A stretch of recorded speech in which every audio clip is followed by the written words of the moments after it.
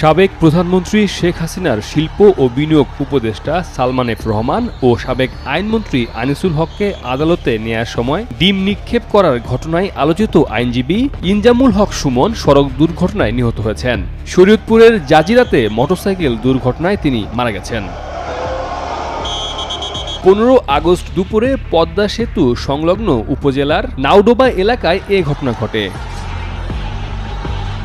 জানা গেছে, ঢাকা মহানগর যুবদলেরও সদস্য ছিলেন ইনজামুল হক সুমন। তার বাড়ি শরীয়তপুরের সখীপুর থানার চরভাগা ইউনিয়নের পূর্ব মৃধা কান্দি এলাকায়।